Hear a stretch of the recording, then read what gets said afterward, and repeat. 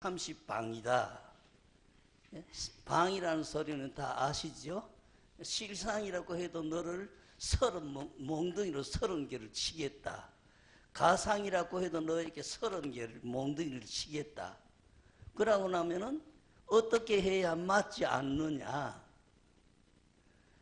여기에는 맞는다 안 맞는다는 시시비비가 붙을 수가 없는 자리니까 두드린다고 해도 실제로 두드리는 게 아니고 맞는 것 없는 거고, 그렇게 넘어가는 게 결국 대우주의 진리라는 이야기가 되겠지요. 그렇다고 해서 물에 물을 탄 듯 술에 술 탄 듯 그렇게 넘어가면 아무것도 아니죠. 집집마다 아버지는 남자고 어머니는 여자고 부모는 어른이고 아이들은 아이들이니까 이게 흔들려져 버리면 대우주의 진리, 법을 구상할 수가 없지요. 분명히 남자는 남자고 여자는 여자고 아이는 아이고 어른은 어른이라야지. 이 뒤죽박죽이 되어버리면 아무것도 안 되지요.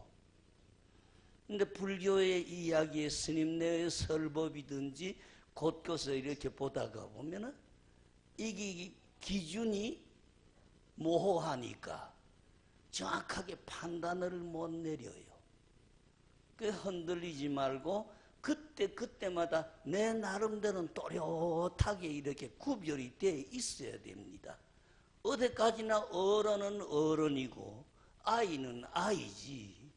아이도 아니고 어른도 아니면 우주의 규칙 자체, 법이라는 걸 유지할 수가 없지 않아요. 그러니까 불교에서 이야기할 때에 여러 가지를 구별을 지을 때에 거기에 흔들려서 내 정신마저 흔들려 버리면 안 됩니다. 분명히 선은 선이고 악은 악이라야 되고 남자는 남자고 여자는 여자라야지. 남자도 아니고 여자도 아니고 그렇게 되면 대우주의 법이라 그러죠. 진리라고 하는 자체를 구성시킬 수가 없으니까. 흔히 불교인들의 이야기, 절의 스님네의 법문이라는 걸 듣다가 보면 이 기준이 흐려져요. 흐려져서 선도 없는 거고 악도 없는 거고 남자도 없는 것 같고 여자도 없는 것 같은 착각에 빠질 수가 있습니다마는 그때마다 속아서는 안 된다. 분명히 내 주관은 있어가지고 선은 선이요 악은 악이고 어른은 어른이고 아이는 아이라야지. 이게 뒤죽박죽이 돼버리면 아무것도 아니죠. 근데 불교 이야기를 이렇게 듣다가 보고 스님네 법문을 듣다가 보면 이것도 저것 같고 저것도 이것 같고 여기에 뭐 옳은 것도 없는 것 같고 그릇된 것도 없는 것 같은데 그럴 때일수록 내 정신을 또렷하게 차려서 내 나름대로는 저분의 이야기는 이렇게 엮어졌지만 분명히 옳은 거는 옳은 거고 그런 거는 그런 거고 남자는 남자인 거고 여자는 여자인 거지. 이게 흔들리면 안 됩니다. 흔히 스님네의 법문을 듣다가 보면은 이것저것이 아무것도 차별이 없는 것 같고 선악의 구별도 없는 것 같고 남녀의 구별도 없는 것 같고 아이 어른의 구별도 없는 것 같지만 분명히 거기에 내 나름대로는 판단이 딱 서 있어야 됩니다. 불교의 이야기, 스님네 이야기 듣다가 보면은 앞에 말씀대로 이것도 아닌 것 같고 저것도 아닌 것 같고 그 차별을 일으키면 벌써 잘못된 것 같고 가진 이렇게 까딱하면은 그런 착각에 빠집니다만은 분명히 바른 거는 바른 거고 굽은 거는 굽은 거고 밝은 거는 밝은 거고 어두운 거는 어두운 거고 잘한 거는 잘한 거고 잘못된 거는 분명히 잘못된 게 딱 기준이 서 있어야 됩니다. 흔들리지 마세요. 스님네 법문 듣다가 보면은 흔히 그런 데 빠지지요. 이렇게 해버리고 나면 아무것도 없는 것 같지요? 소리 하나 소에 어디 잘한 게 어디 붙으며 잘 못한 게 어디 붙느냐.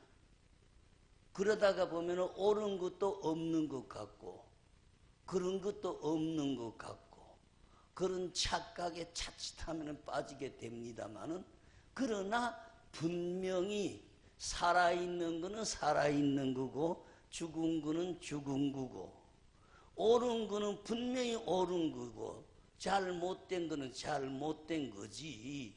이 기준이 흐려지면은 아무것도 안 되지요. 스님네의 법문 듣고 공부한다고 염불을 하시든 화두를 하시든 진언을 하시든 이렇게 부지런히 노력하다가 보면은 기준 자체가 흐려져 가지고 아무것도 없는 것 같고 차별 같은 거 세리면 안 되는 것 같고, 그렇지만은 분명히 옳은 거는 옳은 거고 그런 거는 그런 겁니다. 여기에 흔들리면 안 되죠. 그러니까 여기에 우리는 늘 쏙습니다. 늘 쏙는 거예요. 그러니까 옛날부터 중국이나 우리나라의 어른들이 한문으로 십법자 구이다, 법을 아는 사람이 두렵다라는 단어를 거기에다가 붙입니다. 분명히 선은 선이고 악은 악이고 남자는 남자고 여자는 여자고 어른은 어른이고 아이는 아이인데, 불교의 이야기 자칫 착각하다가 보면 아무것도 없는 것 같고 조금 농담대로 두루뭉실이다 그러죠. 이것도 아니고 저것도 아니고 옳은 것도 아니고 그런 것도 아니고 아이도 아니요 어른도 아닌 것 같은 그런 착각 속에 자칫하면 빠지지만은 그때마다 분명히 내 정신이 차려져서 저분의 이야기는 지금 사람을 속이는 말, 사람을 흔드는 말, 여기에서 나는 어떻게 해야 하는가가 분명히 가야 됩니다. 그러니까 신도님네가 절에 와서 부처님의 이야기 듣고 법문 듣고 스님의 말씀을 들으면서 거기 흔들리면 안 됩니다. 내 나름대로의 기둥이 또렷하게 서가지고 저 스님의 입장은 지금 아무것도 아니구나. 조금 전에 이야기대로 어떤 스님 올라오시가지고 앞도 뒤도 없이 딱 이렇게 해버리고 말았다고 하면은 여러분들은 이걸 규정을 어떻게 내려야 됩니까? 잘했다는 말입니까? 틀렸다는 말입니까? 옳다는 말입니까? 그릇됐다는 말입니까? 이 기준이 흐려지면 여러분들은 아무것도 아니죠. 이야기 하시는 분이 어떻게 하고 어떤 일이 넘어가 버려도 분명히 옳은 거는 옳은 거고 그릇된 거는 그릇된 거라야지. 옳은 것도 없고 그릇된 것도 없으면은 아무것도 아니지요. 그러니까 여러분들이 염불을 하시든 진언을 하시든 화두를 하시든 여러분들의 경부는 늘 여러분들이 해야 되고, 어떤 자리에 가도 앞에서 이야기하는 분에게 쏘으면 안 되지요. 쏙지 말아야 되고 흔들리지 말아야 되고 내 주관은 또렷하게 그대로 가야 되지요. 그러니까 불교의 이야기 자칫 못 들으면 죽은 것도 아니고 산 것도 아니고 옳은 것도 아니고 그릇된 것도 아닌 것 같은 착각에 빠지지만은 그때마다 또렷하게 그걸 차릴 수가 있어야 되지요. 그러니까 노인들이 늘 이야기를 하시면서 정신 차려! 그러죠. 정신 차려! 그 장소에 말이나 행동에 속지 마! 흔들리지 마! 네 정신은 네 정신대로 똑똑히 차리고 있어! 하는 소리를 늘 하죠. 그러니까 불교에서 조금 전에 이야기했듯이 앞도 없고 뒤도 없고 오름도 없고 그런 것도 없는 것처럼 이렇게 치는데 여기에 분명히 옳은 거는 옳은 거고 그릇된 거는 그릇된 거고 아이는 아이고 어른은 어른이고 잘못은 잘못인 기고 바른 거는 바른 거고 구별이 서야 된다는 이야기입니다. 그러니까 어떤 자리가든지 불교의 이야기를 이렇게 들으시고 스님네의 행동을 보아가되 내 나름대로 정신은 또렷하게 차려져 있어야 됩니다. 그런데 대우주 옛날에 이야기 옆으로 좀 가겠습니다. 통도사 건너가면서 우룡이라는 땡초하고 철웅이라는 땡초하고 벽산이라는 땡초 셋이서 판을 치고 살았습니다. 대중이 50명이 살건 70명이 살건 모인 대중이 그날 200명이 모였건 300명이 모였거든 판을 치고 장난치는 거는 극락암에서 살던 철웅이라는 스님하고 벽산이라는 스님하고 우룡이라는 스님이 세 사람이 판을 쳐. 그 도량에 모두 신도님들도 조심하고 남자분 여자분이 다 조심하는데 집 안팎을 흔들면서 소리를 치면서 장난치는 거는 철웅이, 벽산, 우룡이라는 셋이 판을 치는 거예요. 근데 한 번은 큰 방에 노스님도 계시고 대중이 계셨는데 그때는 뭐 다른 일이 없었어요. 잠시 그 법회도 끝나고 모든 끝났는데 방에 있는 철웅 스님이 밖에 있는 나한테 우룡당 내 대신 화장실 좀 갔다 온나? 여러분 답을 뭐라고 해야 되겠습니까? 이 꾸밈이 붙으면 안 됩니다. 앞뒤 없이 그대로 탁 나와버려야지. 근데 철웅이가 방에서 분명히 신도님네하고 대화를 하다가 우룡당 내 대신 화장실 좀 갔다 온나? 근데 내 입에서 나온 소리는 앞도 뒤도 없고 꾸미면서 그래 가기는 내가 갈 테니까 싸기는 네가 싸라. 딱 그래 버렸어요. 근데 꾸밈 없는 말 앞뒤 생각 안 하고 그대로 탁 튀어난 답이 그대로가 딱 그 자리 맞아야 공부인들의 답이라는 거죠. 그게 하듯이 우리가 늘 연부를 하시든 화두를 하시든 주력을 하시든 부지런히 노력을 하시다가 보면 그때 행동이나 말 꾸밈 없이 그대로 탁 터져 나오면서도 어거지지 않는 답이 나오는 그런 시기가 오게 됩니다. 그러니까 이걸 절대 기대를 하려고 하지 말고 그때 꾸미려고 하지 말고 그때 내 생각나는 대로 행동, 말 해버리면 됩니다. 이거는 시간이 조금 지나가다가 보면은 꾸밈이 아니고 그대로 그때 딱딱 맞추어서 그 일이 이루어지게 됩니다. 오늘 여기 무슨 법화경 이야기다 그랬습니까? 그래서 이거는 딴 이야기를 안 하고 법화경에 대해서의 이야기가 나오는데 여기 그 법화경에 실상서라고도 그래요. 실상서라고도 하고 통속경제라고도 그래요.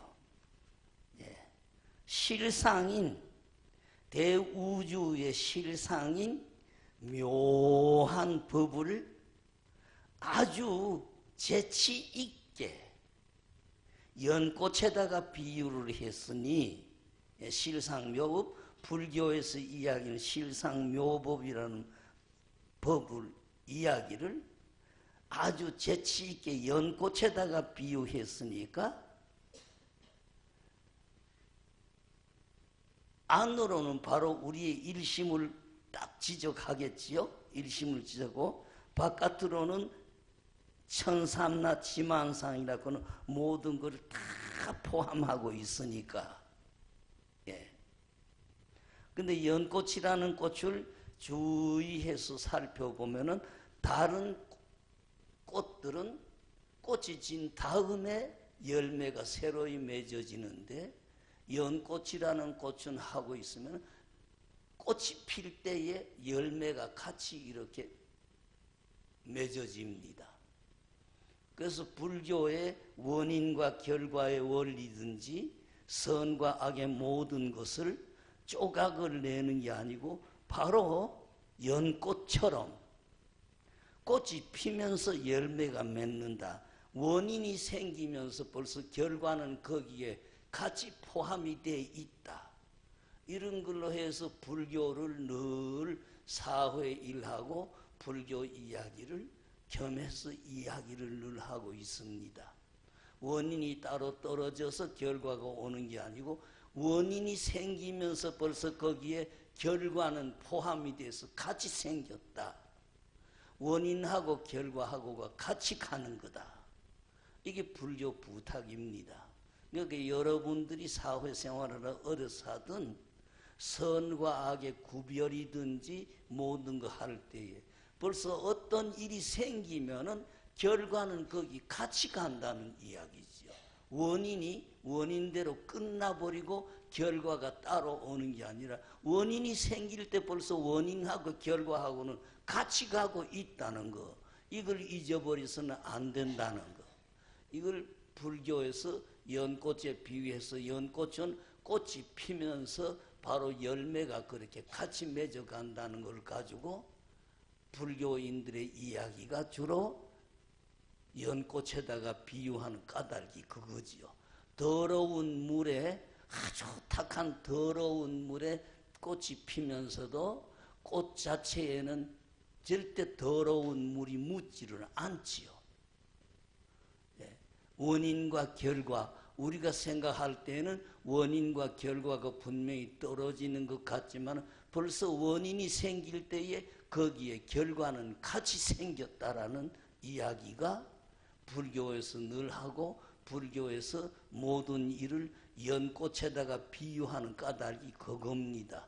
연이라고 하는 꽃이 피면서 열매가 같이 생긴다. 다른 꽃들은 보면은 꽃이 다 지어가면서 꽃이 지고 난 다음에 열매가 새로 생기든지 또는 꽃이 다 지고 가는데 열매가 따로 생기든지 그렇게 하는데 연꽃은 벌써 꽃 필 때에 열매가 같이 가고 있으니까 불교에서 인과의 원리든지 선악의 원리든지 모든 것은 연꽃처럼 원인이 생길 때 벌써 원인의 결과가 같이 간다는 거.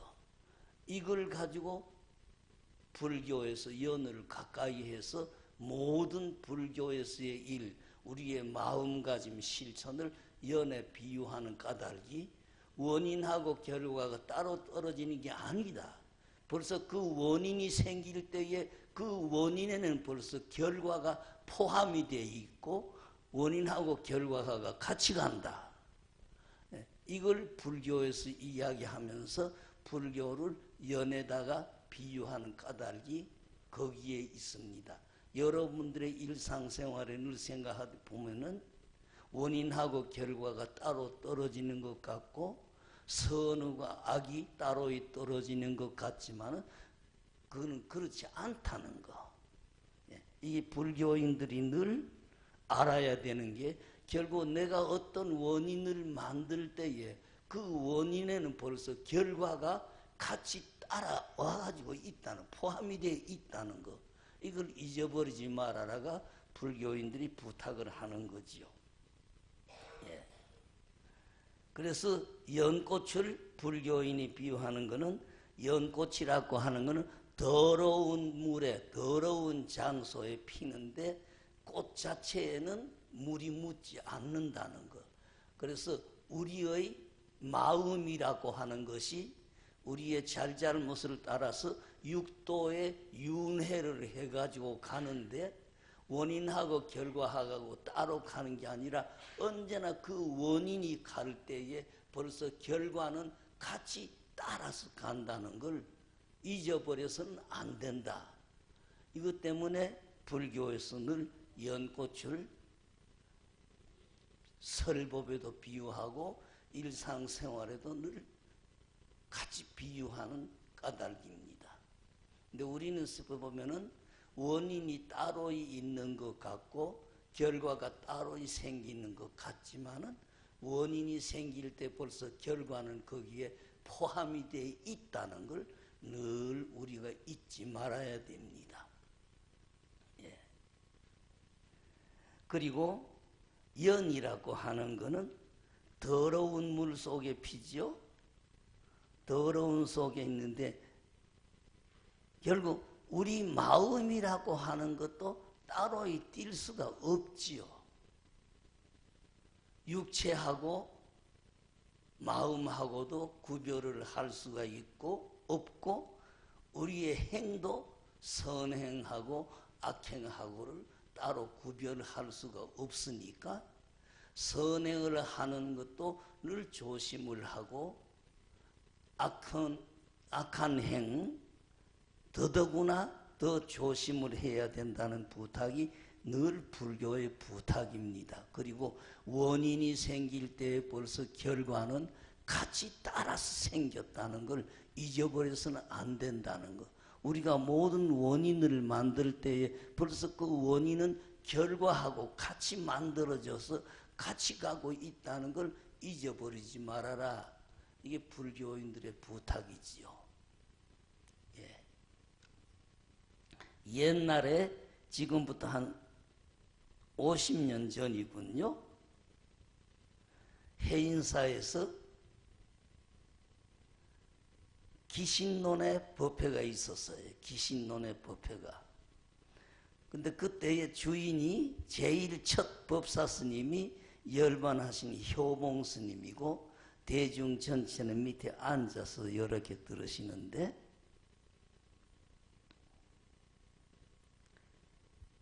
효봉 스님이 법문을 이렇게 딱 한 토막으로 하셨을 때에 곁에 계셨던 혼해 스님이라는 어른이 법상에 계시는 효봉 스님을 쳐다보고 화를 했어요. 화한다 하면 이해되죠? 예, 스님네 이렇게 법문하면서 주장자하고 같이 하기도 하고 악! 하는 소리만 지르기도 하고 이런 걸 화한다 그러죠. 예. 효봉 스님이 법상에서 대선 기신론이라고 하는 21자의 제목을 쭉 이야기를 하시고,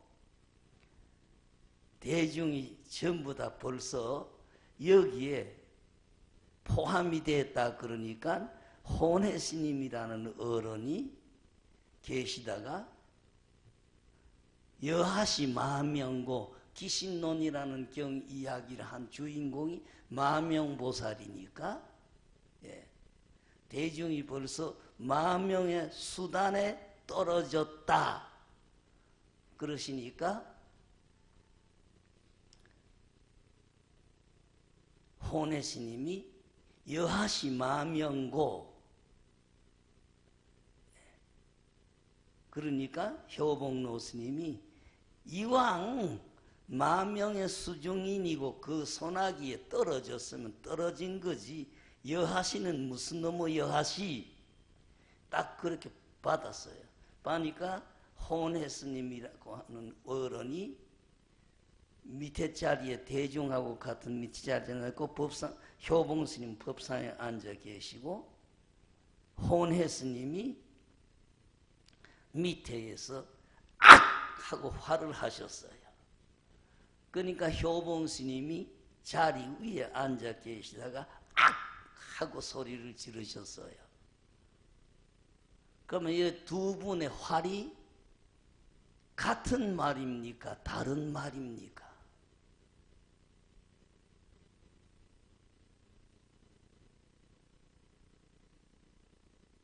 여러분들이 정신 바짝 차려야 되는 게 이런 자리입니다.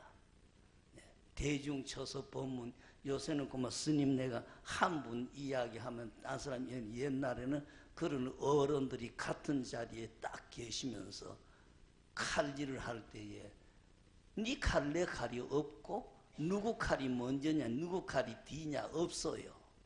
이게 불교인들의 문답 방법이에요.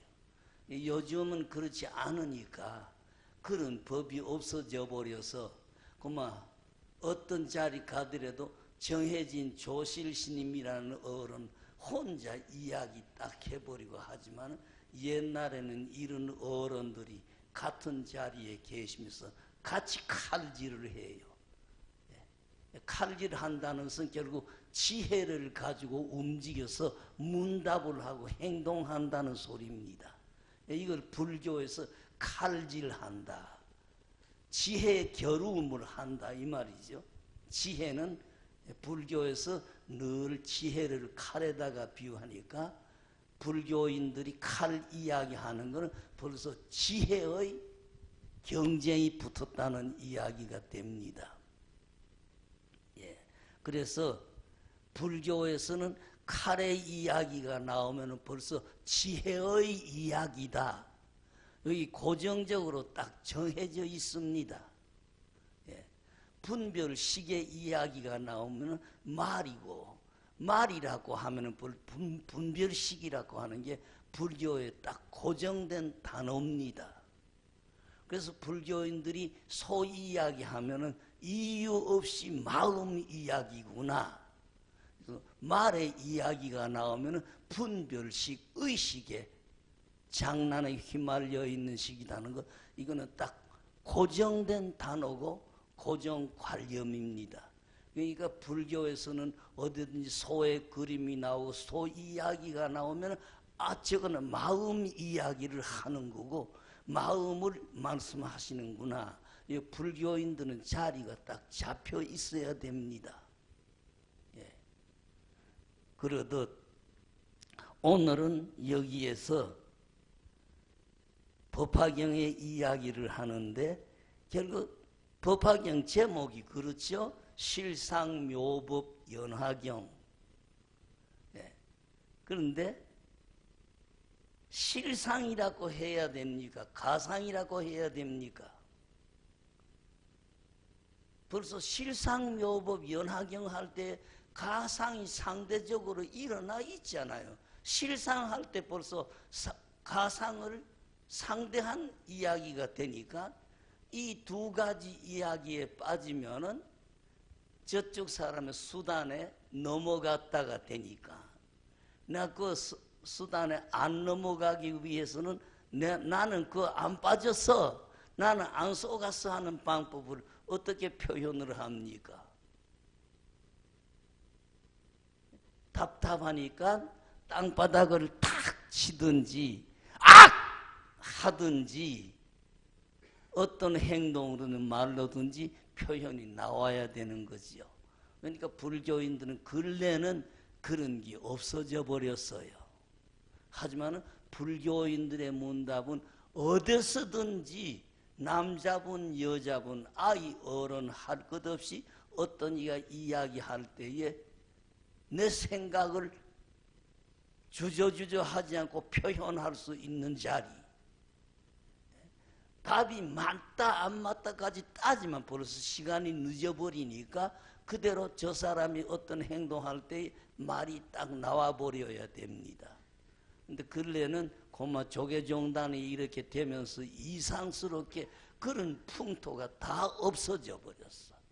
뭐 어떤 자리 가든지 한 분의 대표자가 그저 처음부터 끝까지 20분을 하시든 30분 하시든 이야기를 해버리고 옳든 그렇든 아무도 시시비비하는 사람 없이 그 사람 혼자 말하면 끝이고 내려가 버리고 하는 게 조계종까지 됐지만은 불교의 원래 뜻은 그렇지 않습니다. 어떤 자리에서 누가 이야기를 해도 내 생각하고 틀리면은 거기에 내가 표현할 수 있고 발언할 수가 있고 조건을 붙일 수 있는 게 불교의 법문자리라고 하는 자리입니다.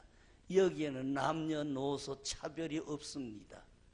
지금 이야기하는 분이 어떤 조실 스님이 하시든 또는 강원방에 경을 가리키는 강사 스님이 이야기하시든 누가 이야기하시든 내 나름대로 조건 붙일 수 있는 자리가 이 불교인들의 모임의 자리입니다.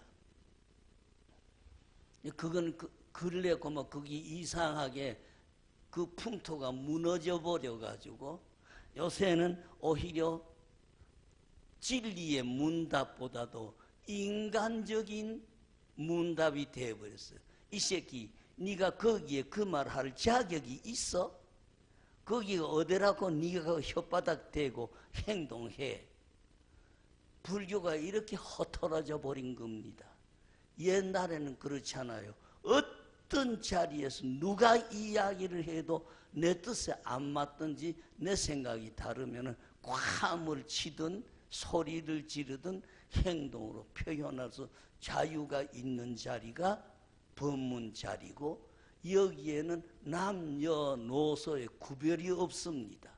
어떤 이가 이야기하고 있건 나하고 뜻이 틀리고 하면은 거기에 내가 반항할 수가 있고 조건을 붙일 수가 있는 자리인데 불교 집안에 이 법이 죽어버렸어요. 그러니까 아까도 말씀드렸던지 어느 절에 조실 스님이 법문한다고 하면은 아무도 거기에 조건도 붙일 수 없고 말씀을 잘해주시든 못해주시든 그대로 받아들여야 되는 것처럼 됐지만은 원래 불교의 이런 자리는 그게 아닙니다. 남녀 노소 없습니다. 누구든지 자기의 의사를 표현할 수가 있고 자기의 뜻을 밝힐 수 있는 자리가 이 자리입니다. 예. 오늘은 이 자리가 법화경 법문을 하는 자리다 그랬습니다. 법화경이라고 하는 이한데 재치 있게 연꽃에다가 비유했다. 결국 연이라고 하는 것은 꽃하고 열매가 같이 되니까 원인과 결과가 같이 간다는 이야기고 더러운 진흙탕물에 피는 게 연인데 더러운데 물들지 않는다는 것은 우리의 마음이라고 하는 것, 우리의 행동이 결국은 진흙탕 속에 핀 연꽃처럼 어디까지나 같이 아울릴 수도 없는 거고 분명히 따로 떨어져 있는데 떨어졌다라는 표현 방법으로도 쓸 수가 없고 같이 있다라는 표현 방법으로 쓸 수 있는 게 결국은 연꽃이다. 그래서 불교에서 연을 늘 비유하는 건 원인과 결과가 같이 간다는 이야기. 아무리 잘못된 자리에 가더라도 결국 잘못된 일하고 원인하고는 하나가 될 수 없다는 거. 예. 그런 걸 이야기하는 것이 불교 자리입니다. 그러면은 지금 이 자리에서 법화경의 제목이 실상묘법 연화경이다 그러죠. 법화경 제목이 실상묘법 연화경이라고 하는데 그러면 이 자리에서 이야기를 하는 것이 실상이라고 해야 말이 맞습니까? 가상이라고 해야 말이 맞습니까? 여러분 나름대로 판단이 서야 됩니다. 답이 틀린다 맞는다 조건 따지면 안 됩니다. 여러분 생각대로 딱 표현을 해버려야지 이 말을 해가지고 맞을까? 틀리는 말이 될까? 그런 거 따지면 안 됩니다. 그래서 이런 법회 자리에 앞에서도 말씀드렸습니다. 중해 집안에 좋은 점이 다 없어져 버렸어요. 옛날에는 이런 자리가 되면 누구 할 것 없이 당신 나름대로 생각을 표현할 수가 있고 말을 표현할 수가 있는 겁니다. 그러니까 이 단상에 열반하신 효봉노 스님 같은 이가 앉아 계시면서 이야기하는데도 내가 그 무렵에 20대 조금 이렇게 넘었을까요? 그런 자리라도 내 뜻대로 소리를 할 수가 있고 표현을 할 수가 있어요. 중해 집안에 이런 장점이 다 없어져 버렸어요. 중해 집안에서 이런 이야기가 될 때 누구든지 조건을 붙일 수 있고 말을 할 수가 있는 거고 잘했다 잘못했다는 평을 할 수가 있는 거죠. 근데 이 자리에 벗어나가지고 그런 말을 따로 끄집어내면 안 됩니다. 이 자리에 있을 때에 전부 그대로 표현을 해버리는 겁니다.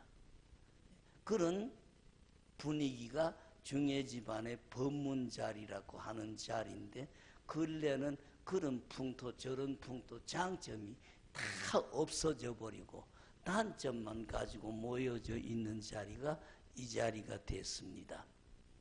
예, 오늘부터 법화경 설교를 하신다 그랬어요. 이 집에서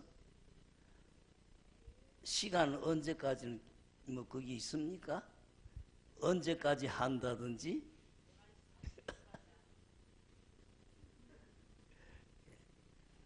제발 이런 자리가 결국 누구 한 사람이 이야기하는 자리가 아니라 누구나가 자기 뜻을 그대로 표현할 수가 있고 예, 잘되면 단 밖으로 나가가지고는 다시 입을 열면 안 됩니다. 이 자리에서 잘했다 못했다 막 큰 소리가 나고 과음 소리가 나가지고 어떤 행동이 나오든 이 자리 딱 벗어나 버리면 딱 아무것도 없어져 버려야 됩니다. 이게 중해 집안의 법문 자리의 풍토입니다. 그 분위기가 이럴 때는 남자 여자 아이 어른 할 것 없이 하고 싶은 소리 하고 싶은 행동 다 하는데 딱 벗어나고 나면 딱 없어져 버려야지. 이 자리에서 되던 이야기가 밖에 나와가지고 뭐 누가 옳았고 누구는 틀렸고 누가 한 행동이 잘한 행동이고 누가 한 행동이 잘 못하는 행동이다 이런 말이 주고 받아지면 안 됩니다. 이 자리의 이야기는 이 자리에서 딱 끝이 나버리는 거지 절대 이 자리에 벗어나가지고 그때 아무의 이야기가 틀렸고 아무의 이야기는 맞고 무엇이 어떻다 이런 시시비비가 붙으면 안 되는 자리가 이 자리입니다. 예, 오늘은 법화경의 이야기를 한다고 그래서 법화경의 가장 중요한 것이 삼주설법이죠. 삼주 세 가지가 이루어진다. 예. 결국 부처님이 이 법화경 이해하면서 처음에 설법주라고 해서 부처님의 법문이 두루 하는 거고 그 다음에는 비유 부처님께서 하신 이야기에 대해서 비유로 이야기되는 그 비유죠. 예. 그 다음에 세 번째가 인연주에서 법화경의 법문을 삼주 설법 세 가지가 두루두루 간 법문이다 그래요. 예. 설법주 처음에 부처님의 이야기 둘째는 비유주 예. 셋째는 인연주 그래서 이 법화경은 설법하고 인연하고 이 세 가지가 같이 간다는 거. 그 말이 결국은 연꽃이라는 꽃은 꽃이 피면서 벌써 거기에 열매가 같이 간다는 거. 원인하고 결과는 따로 떨어지는 게 아니고 원인이 벌써 결과이고 결과가 원인이라는 거. 이런 점을 불교인이 잊어버려서는 안 되는 거고, 일상생활에 늘 이걸 생각해서 내가 어떤 원인을 만들 때 벌써 결과는 그 속에서 내가 책임을 져야 된다는 거, 이런 걸 잊어버리지 않고 늘 조심을 해주시면 됩니다. 예. 오늘은 법화경 이야기가 나오면서 결국 법화경 제목을 실상, 대우주의 실상인, 실상인 묘한 법을 연꽃에다가 비유했다고 해서 실상묘법 연화경이다 그러지요. 따로 떨어지는 게 아니고, 연꽃이라는 것은 꽃이 피면서 열매가 같이 가니까 우리 일상생활에 원인하고 결과가 따로 떨어지는 게 아니라, 내가 원인을 벌써 저질렀을 때 결과는 거기에 책임져야 되게 돼 있는 것, 이런 걸 잊어버리지 않게 하기 위해서 이야기되는 것이 법화경의 이야기입니다.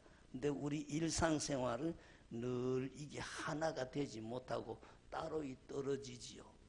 이런 점을 늘 조심하셔서 가족과의 일, 밖의 일에 벌써 내가 어떤 원인을 만들 때의 결과는 같이 이렇게 구성이 돼서 같이 진행된다는 것, 이런 걸 잊어버리지 말아라고 하는 이야기가 법화경의 이야기가 되겠습니다. 예. 오늘은 그 경제목 이야기만 딱 하다가 됐습니다. 근데 앞에 말씀은 드렸습니다. 실상 묘법 연화경이라는 게 경제목인데, 지금 그러면 우리 눈앞에 벌어져 있는 이걸 실상이라고 해야 말이 맞습니까? 거짓, 가상이라고 해야 말이 맞습니까? 누구든지 자신 있게 딱 한마디 해보세요. 주저주저 하면 안 됩니다. 예? 그 말이 딱 끝나면서 바로 내 뜻이 그대로 과음으로 표현이 되든 어떤 행동으로 표현되든 해버려야지, 어떻게 표현을 해야 되고 무슨 말을 해야 되고 꾸밈이 붙어버리면 안 됩니다. 그건 실상이 아니니까. 법화경이라고 하는 경제목이 실상인 묘한 법을 연꽃에 비유했다고 해서 실상묘법 연화경이라고 합니다. 거기 대우주 전체의 모습이니까. 늘 여러분들이 사회의 모든 일하고 불교의 절에 다닐 때 일이 따로 떨어지지 않도록 늘 조심을 하십시오. 그 사회 바깥의 생활하고 불교인들의 신앙생활이 따로 떨어져 버리면 아무런 값어치가 없습니다. 사회생활이 그대로 나의 신앙생활이라 해야 되고, 나의 신앙생활이 그대로 나의 사회생활이가 돼버려야지, 내 신앙생활 따로 있고 사회생활 따로 있고 이렇게 떨어져서는 안 됩니다. 늘 그걸 조심하시고, 가족 사이에 살 때에 자그마한 행동, 자그마한 대화도 언제나 대우주 전체가 울린다는 걸 늘 잊어버리지 마세요. 여러 차례 부탁드렸습니다. 여름에 산사태가 날 때에 그 산에 가까이 가서 있어 보면은 산사태가 날 때에 산이 제 몸이 깨트려지는 이 산사태이기 때문에 산이 웁니다. 산이 웁니다. 아주 기분 나쁜 땅 울림, 아주 기분 나쁜 오장육부를 누가 손을 넣어가지고 내 오장육부를 막 주물고 찢어내는 듯한 기분 나쁜 모습, 그리고 산사태가 터질 때에 그 자리에 흙탕물이 아닌 딴 흙탕물, 우리 사람으로 비유하자면 피 같은 것 먼저 석탄물이 터지고 그 다음에 그 산 고자리에 흙탕물이 터져 나옵니다. 그래서 내가 늘 신도님에 보다 산이 피를 흘린다, 산이 운다 소리를 늘 합니다마는 대우주 세계에 살다가 보면 이런 모습도 우리가 늘 쳐다보면서 주의를 해야 됩니다. 우는 거는 사람이나 짐승이나 새들이나 벌레나 인기 우는 게 아니라 대우주 자체가 웁니다. 흔들립니다. 근데 거기에서 늘 내가 밝게 바르게 산 사람들은 하늘이 무너져도 솟아날 구멍이 있다고 하듯이 내가 밝게 바르게 산 사람들은 어떤 자리에서도 면해갈 수 있는 옆길이 있습니다. 그러니까 우리 일상생활을 늘 밝게 바르게 해서 벗어나지 않도록 늘 조심하시고 가족과의 대화, 가족과의 생활을 하면서도 언제나 밝게 바르게를 벗어나지 않도록 늘 조심해 주시면 됩니다. 근데 우리는 자꾸 그게 어긋나지요. 자칫하면은 하는데 결국 대우주의 생활하고 우리의 움직임이 하나가 돼서 움직일 수 있도록 내 마음을 늘 그렇게 쓰시고 내 가족들의 생활하고 사회 생활하고 우주의 생활이 하나가 되도록 늘 그렇게 조심해서 실천해 주세요. 어긋날 수가 없는 겁니다. 지금 우리는 눈앞에서 거기 따로 떨어져서 구성이 되어 가는 것 같지만 실제는 결국 하나가 움직여 갑니다. 그게 대우주의 원리고 진리입니다.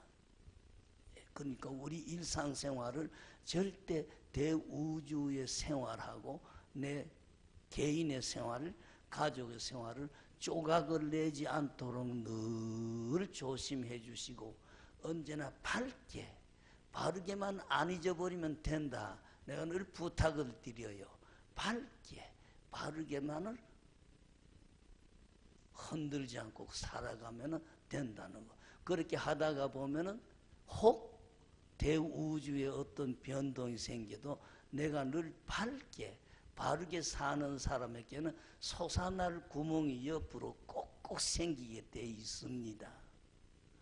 우리 일상생활과 우주의 생활이 하나가 늘 움직이는지 따로 이 조각이 나서 움직이지 않으니까 이런 점을 조심하시고 내가 화가 나가지고 가족들에게나 아이들에게 소리 지를 때 대우주 세계가 그대로 진동하는 거고 내가 화가 나서 어떤 행동을 할 때 그 행동이 바로 원인이면서 결과가 나에게 떨어지는 거. 절대 이런 걸 잊어버리지를 마십시오. 그러니까 가족과의 대화, 가족과의 행동, 또 나와 남과의 행동도 모두 그 원인하고 결과하고가 같이 움직이는 걸 늘 쳐다보시면서 아, 요번에도 속았다. 다음에는 속지 말아야지 하는 걸 늘 생각하시고 여기에 밝게 바르게 사는 사람에게는 하늘이 무너져도 솟아날 구멍이 있다는 예도 어른들의 말씀 잃어버리지 말고 그대로 해주세요. 근데 이번 이야기가 법화경 이야기다. 근데 법화경이 결국은 대우주의 모든 모습을 그대로 이야기한 게 법화경입니다. 대우주의 실상을 그대로 이야기하고 움직이는 모습을 그대로 우리가 일상에는 쳐다보지 않습니까? 그러니까 늘 일상을 조심하시고 모든 일에 결국 진리의 생활이다 그러죠?